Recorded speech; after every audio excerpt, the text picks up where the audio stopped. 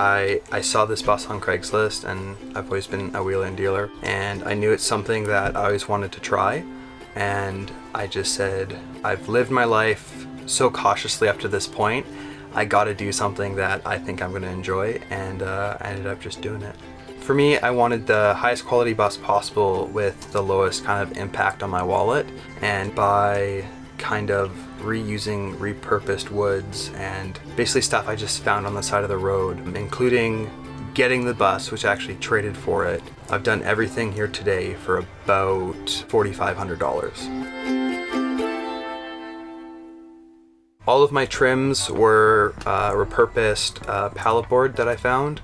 My slab countertops used to be a teeter, totter, and a goat pen that I basically cut down and completely redone. I have an old exit sign that I found, and I use that as my medicine cabinet. Just basically like finding a use for things that otherwise people would just throw away. Transitioning to living in the bus full time, over the past 3 or 4 months, I've really kind of been working on like minimalizing my lifestyle and slowly fitting my life into a space as small as this.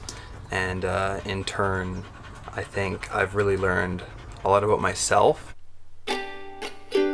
This is my 1959 Bluebird B600 school bus that I've converted into a tiny home. This is my $40 Craigslist special swinging wicker chair.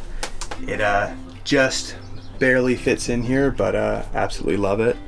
Down here, this is my wood slab countertops. Turned out really well, really happy with it. My whole kind of thing with this bus is I wanted the highest quality possible, but on a shoestring budget, so a lot of the things I've kind of done myself. This is kind of my wardrobe down here.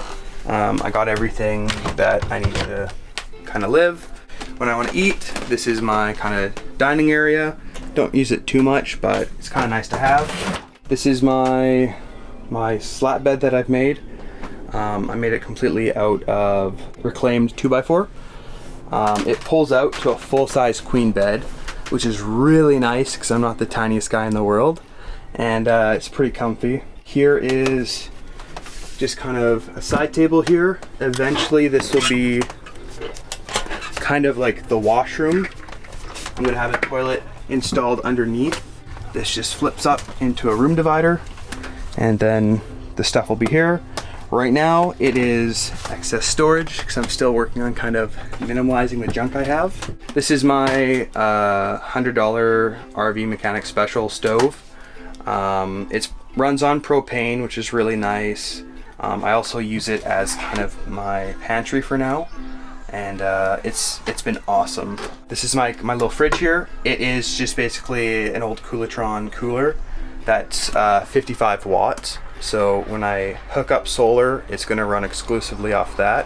Works really well. It was like 120 bucks, so I'm pretty happy with that. This is my kind of going to be my dry goods area. It's not quite stocked up yet, but I wanted to go with kind of a cool like little throwback. So these are all just like vintage liquor bottles and old mason jars. Yeah, so the way I have my propane system working right now, it's not 100% done, but what I do, I have a quick release hose back there.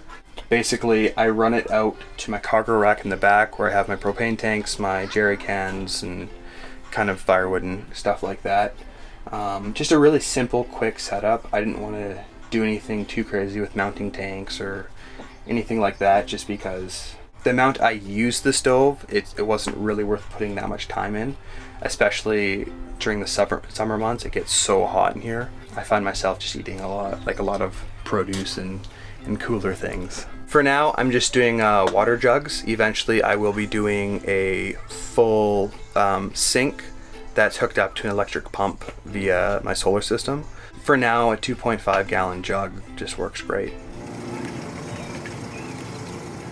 So people call her the Dorf. Back in the day, they had the Ford emblem in here, and someone switched the F and the D, and ever since then, whenever I'm driving by, people will be like, "Oh, it's the Dorf, that's so cool." Yeah, so that's kind of how the name came by.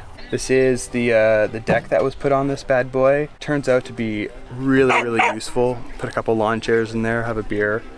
Probably one of my favorite features on the bus, I got a swing window. Basically just opens up everything really, really nice. Makes the space feel a lot bigger, and it also really helps with airflow.